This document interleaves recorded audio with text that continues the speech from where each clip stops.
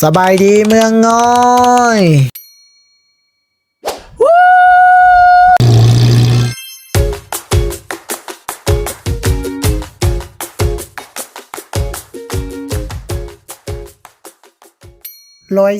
กว่ากิโลจากหลวงพระบาง5เมืองน้อย กับการใช้เวลาไป3ชั่วโมงกว่าขี่รถจักรคนเดียวแบบซิวๆเดมเคยไปเมืองน้อยมาแล้วนะปี2022ครบรอบ3ปีที่ได้มา แต่ว่ากินอายของธรรมศาสตร์วิถีชีวิตระหว่างทางของคนแถบนี้ก็จะเปลี่ยนไปตามกาลเวลา แต่มีสิ่งหนึ่งที่บ่เปลี่ยนนั้นก็คือวิวธรรมศาสตร์ที่รอท่าให้เฮาได้สัมผัสและก่อนที่ทุกคนจะไปฮอดเมืองง่อยนั้นทุกคนต้องผ่านไป3เมืองก่อนนั่นก็คือเมืองหลวงพระบางเมืองปากอู่และก็เมืองน้ำบาก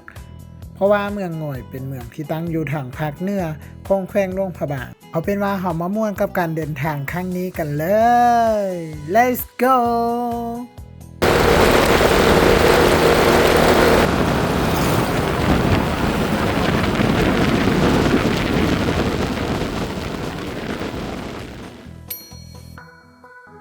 เดมเชื่อว่าจุดเช็คอินทำอิฐของทุกคนที่มาเมืองงอยคือสินี่บ่พ้นจากขั้วน้ำอู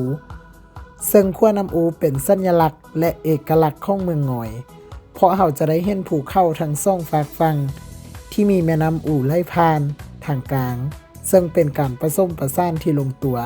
เป็นมนต์เสน่ห์ให้เมืองงอยเลยก็ว่าได้สำหรับเป้าหมายในการมาเมืองง่อยของกูเด้มครั้งนี้ก็คือการไปที่ภูจาแลงและตอนนี้เราจะพาทุกคนไปชมบรรยากาศในการไปภูจาแลงกับกูเด้มกันเลย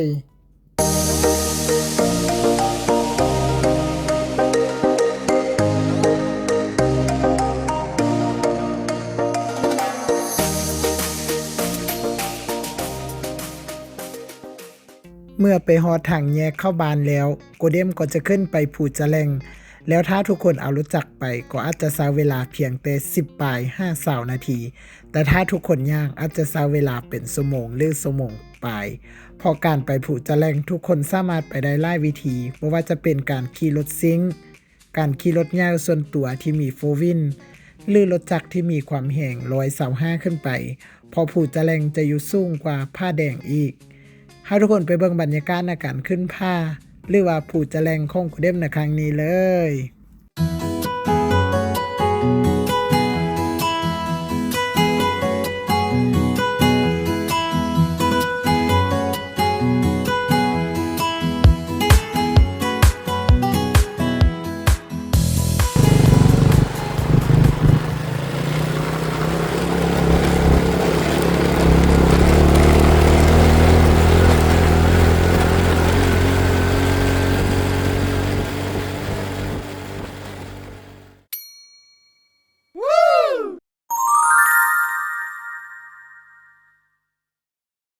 ทุกคนตอนนี้เราก็ได้มาฮอดที่จุดชมวิวภูจาแลงแล้วเนาะทุกคน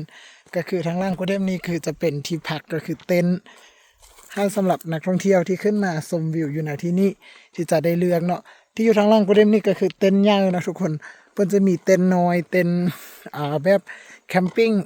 อาจจะอยู่ส่วนนั้นถึงนี้แต่ว่าทางส่วนนั้นมุมนี้จะแม่นเต็นท์ใหญ่เนาะผู้ใดที่ว่ามาเป็นครอบครัวหรือว่ามานำกัน2-3คนก็สามารถแชร์กันได้เนาะ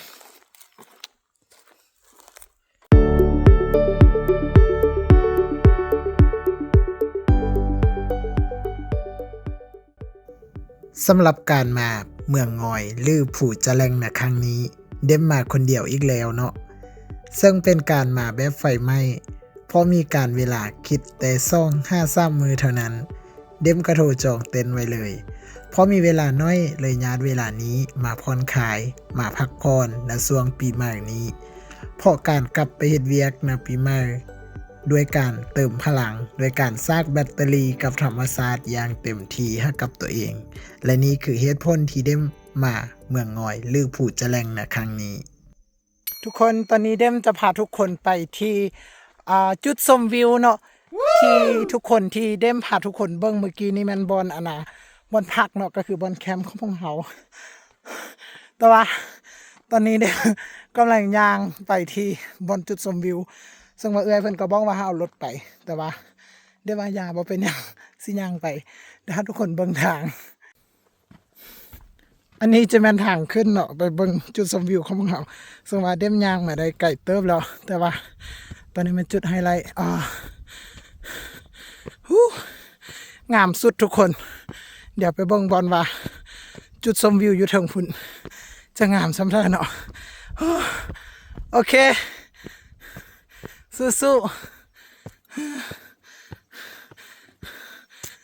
ๆสุดๆเลยทริปครั้งนี้สุดยอด มีแต่ขี้ฝุ่นก็เจ้าเฮ็ดกันมาดีโอ้ทุกคนงามเถอะว่าป่านทางไปสวรรค์ งามว้าว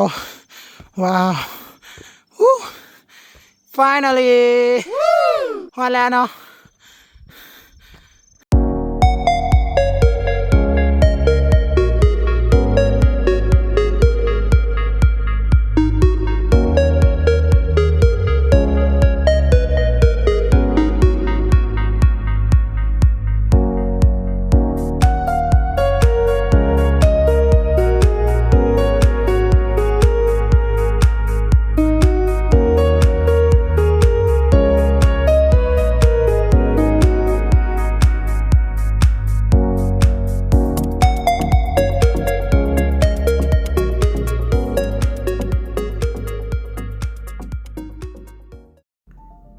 เดมอยากจะแนะนำทุกคน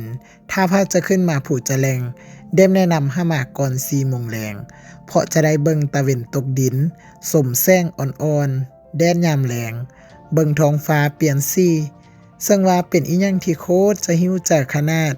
แนะนำให้ทุกคนมาเด้อผูจะแรงซึ่งว่าเป็นสถานที่ชมวิวแห่งใหม่ของเมืองงอยซึ่งเพิ่นกับเปิดได้ปีหนึ่ง5-2 ปีมานี้เอง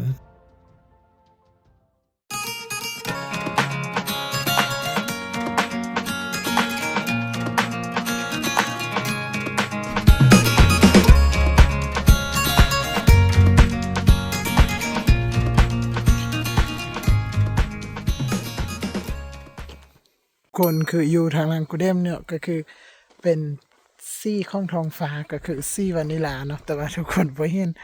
เดี๋ยวสิให้ทุกคนเบิ่งโคตรงามเลยทุกคนเบิ่งด้วยตาเปล่านี่ว่างามแต่ว่าเบิ่งอยู่กองกับบ่ปานได้เนาะเดี๋ยวกูเดมจะนำให้ทุกคนเบิ่งเด้อโคตรงามเลย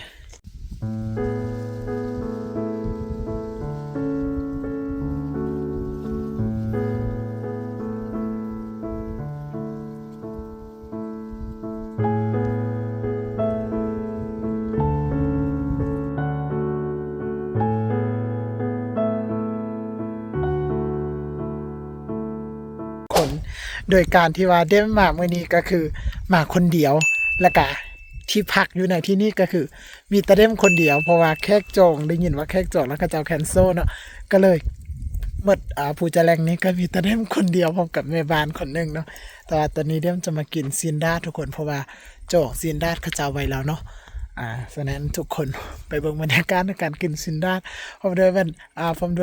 บรรยากาศอ้อมหอบก็คือวิวโคตรดีเลยเนาะทุกคนเนาะ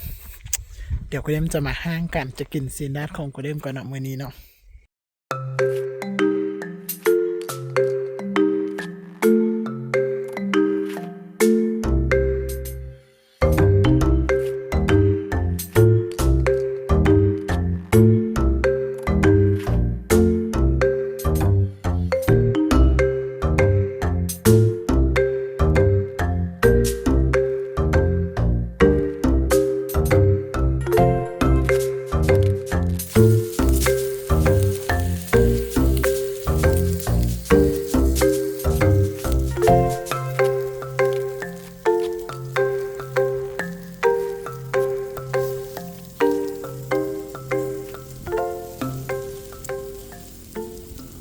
ทุกคนกินซินดาดเหมือนกัน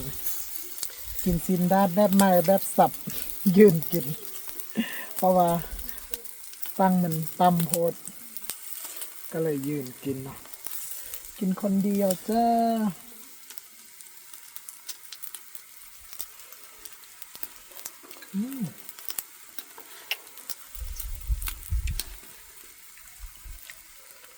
ทุ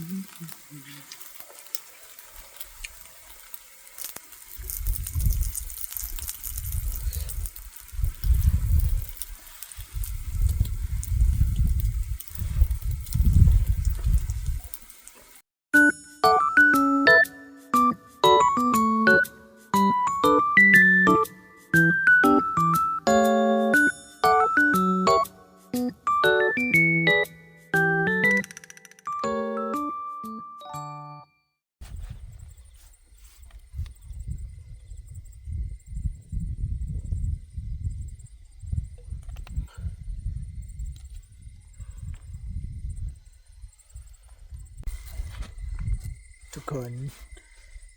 ตอนนี้ก็8 โมงปลายกันแล้วเนาะซึ่งว่าหลังจากที่กูได้กินข้าวอิ่มแล้วตอนนี้ก็มานั่งอยู่ที่ตู้อยู่ที่เต็นท์ตัวเองเนาะแต่ก็ยังบ่ยังนอนเถื่อ คิดว่าอีกจังหน่อยแต่ว่าบรรยากาศโคตรดีเลยทุกคนคือเมื่อกี้กูได้ก็ไปเก็บภาพดาวเนาะไปเก็บพวกทางสร้างเพือกมายังกันนะกันแล้วโคตรงามเลยทุกคนเดี๋ยวกูได้จะนำเอารูปแล้วก็บรรยากาศงามๆตอนกลางคืนพาทุกคนได้เบิ่งเนาะอยู่ที่เพจของกูเดมผู้ใดที่ว่าติดตามก็จะได้เห็นคือการมาครั้งนี้ก็โคตรคุ้มเลยทุกคนเพราะว่ากูเดมมาคนเดียวแล้วก็ทางขึ้นไปก็คือทุกคนได้เห็นนั่นแหละโคตรอวยเลยเพราะเป็นทางที่ก็จะจกมาเนาะอาจจะมีแต่ขี้ฝุ่นแต่ว่ายามฝนก็น่าจะมีขี้ตมแต่เชื่อว่าผู้ใดได้มาแล้วก็คุ้มแน่นอนเพราะว่าวิวตอนตะเวนตกดินก็โคตรงามเลยทุกคนอากาศก็คือลวงอากาศดีเนาะก็คืออยู่ที่ภูจาแรงนี่มันสูงอาจจะสูงกว่าอยู่ผ้าแดงทุกคนถ้าผู้ใดมาท่องเที่ยวเพราะว่าเป็นสถานที่ที่เขาเจ้าเปิดมาหากับเปิดได้ปีกายมาปีนี้ยังบ่ดนเทื่อเนาะคนอาจจะยังรู้จักบ่ทันหลายเทื่อแต่ว่าถ้าทุกคนได้มาเชื่อว่างามแน่นอนทุกคนโอเคเนาะฉะนั้นสำหรับมื้อค่ำนี้ตอนนี้กูเดมก็จะมาปิดคลิปเพียงแต่เท่านี้เพราะว่าต่อไปก็คือกูเดมก็จะนอนนะทุกคนเพื่อว่าจะเอาแห้งไปเบิ่งทะเลทะเลหมอกมื้ออื่นเช้าว่าทุกคนจะได้เห็นทะเลหมอกกับเดมบ่เพราะว่าเดมก็ลุ้นนำกันเนาะแต่มื้อนี้ก็สักแห้งทุกคนบ่ได้อาบน้ำเนาะเพราะว่าบ่มีน้ำอาบแต่ก็ล้างหน้าทุกแก้วแล้วจากที่กินข้าวเนาะแต่โอเคมื้ออื่นนะพบกันตอนเช้าเนาะเพื่อว่ากูเดมจะไปล่าทะเลหมอกพบกันมื้ออื่นเช้าทุกคนบ๊ายบาย Good night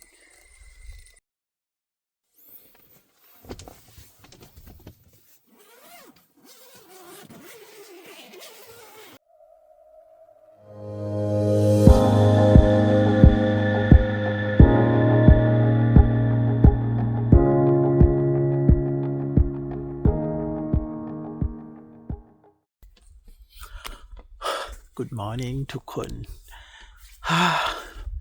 ซื่นใจเนาะหมอกความงามทุกคนงามได้งามมากเดี๋ยวให้ทุกคนไปเบิ่งหมอกนำกันเนาะ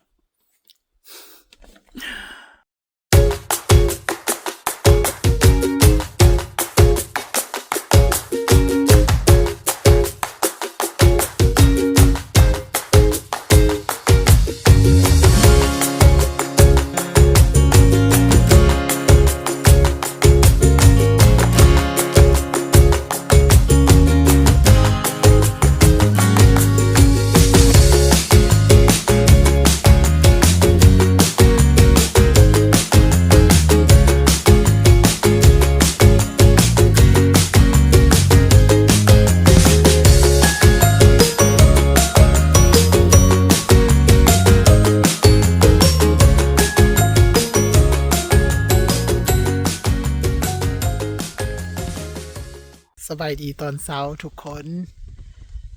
ซื่นใจนะทุกคนเนาะตื่นมาแล้วก็เห็นหมอกขึ้นทะเลหมอกขึ้นเบิ่งงามทุกคน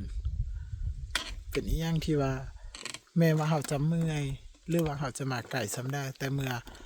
เฮาได้มาแล้วมันได้เห็นความตั้งใจของเฮาก็คือสิ่งที่เฮาอยากเห็นอยากเจอเมื่อเฮาได้เห็นได้เจอก็เฮ็ดให้เฮานั้นดีเมื่อยเลยเนาะเป็นอีหยังที่น่าประทับใจคนงามเลยทุกคนทะเลหมอกตอนเช้าเดี๋ยวกูเดมจะไป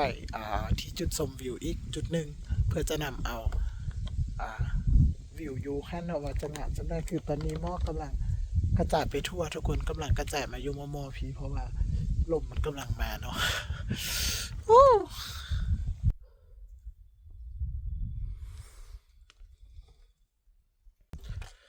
ทุกคนตอนนี้กูเดมจะพาทุกคนไปที่จุดชมวิวเนาะทุกคนเนาะซึ่งว่าต้องได้ย่างขึ้นไปอีกประมาณอีก100 เมตรทุกคนวิวความงามเนาะทะเลหมอกสวยจังเลย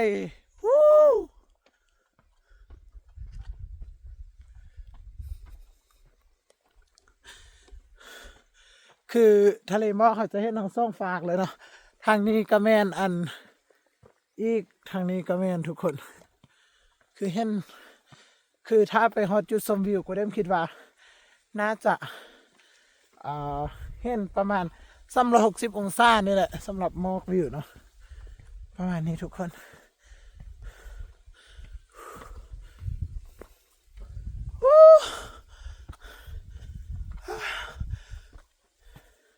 ให้เมื่อยเลยงามแห้ง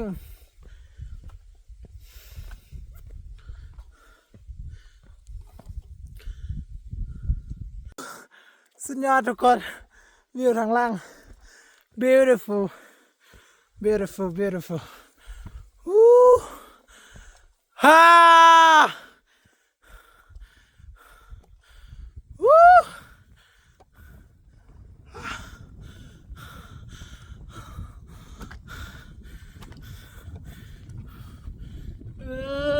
งามอีลี่ทุกคนงามแท้งามว่า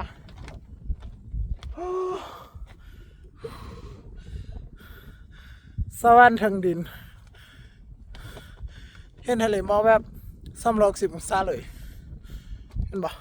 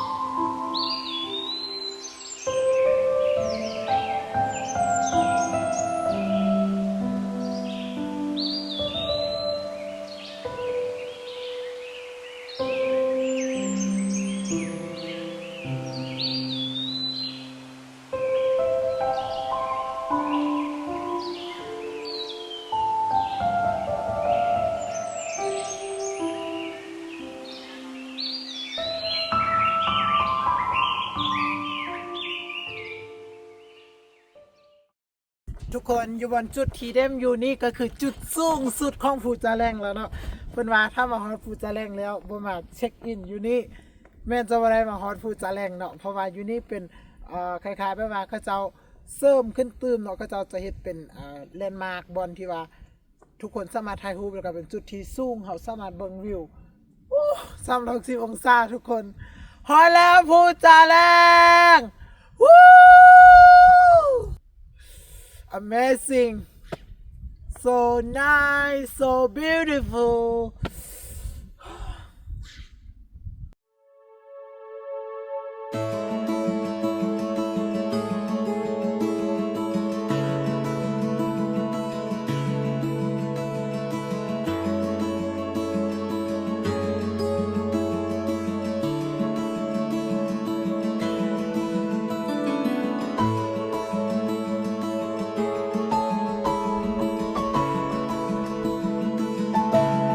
เ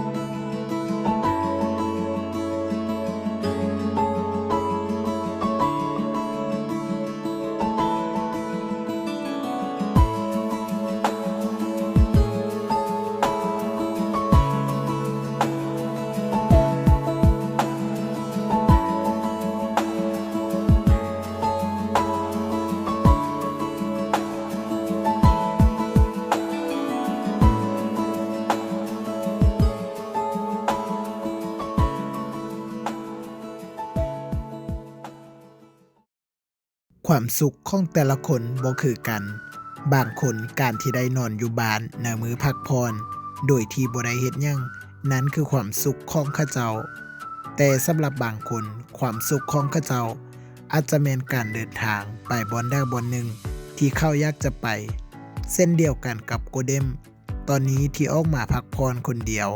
มาชมวิวระหว่างทางชมตะเวนกำลังจะตกดินมาสัมผัสกับอากาศเย็นๆในยามค่ำคืนพร้อมกับรอท่าเบิงทะเลหมอกในยามเช้าและแสงทำอิฐของมือใหม่ที่กำลังจะขึ้นพ้นภูนี่แหละคือความสุขของโกเดม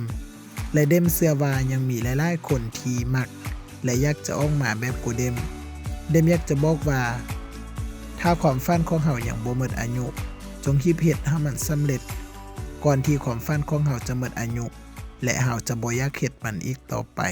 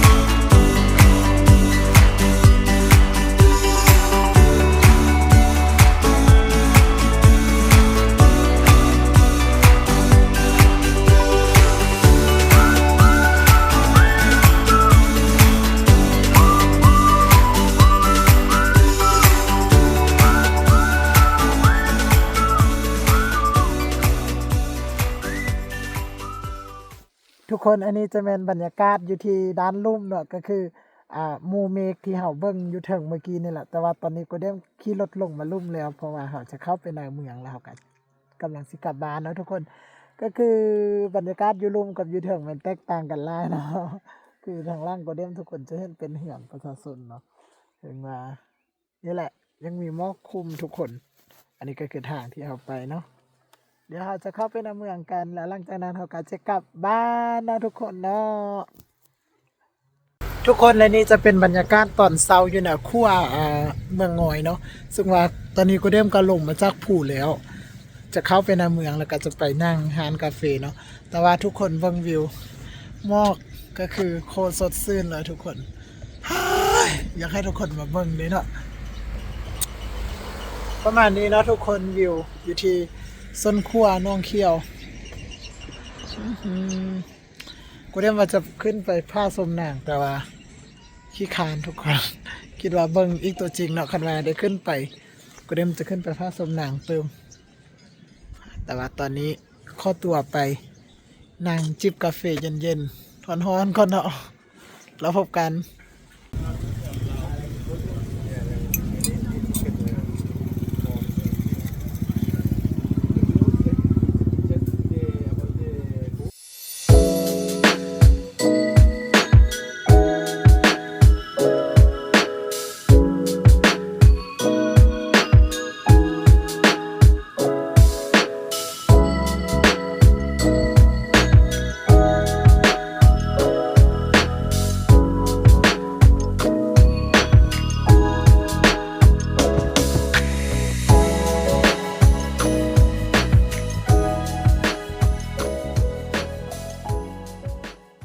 เอาล่ะทุกคนสำหรับ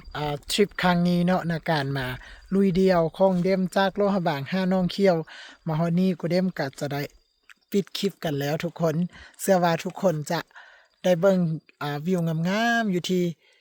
จอมผู้จะแลงเนาะเชื่อว่าหลายๆคนก็มีแผนที่อยากจะมาและก็ยังมาฉะนั้นเดมก็ขอเชิญชวนเนาะผู้ใดที่ตัดสินใจยังมาแม่นมาเลยทุกคนเพราะว่าวิวก็คืองามแหงตรงปกทุกอย่างเนาะเชื่อว่าผู้ใดมาแล้วก็สิประทับใจคือกับเดมเนาะฉะนั้นเฮามาพบกันในทริปหน้าเนาะสำหรับทริปเริ่มต้นปีอยู่นะปีนี้ก็เดมก็ขอฝาก ทริปนี้ไว้นะอ้อมอกอ้อมใจให้กับทุกคนเนาะแล้วก็พบกันอยู่ในทริปต่อไปสำหรับทริปนี้บ๊ายบาย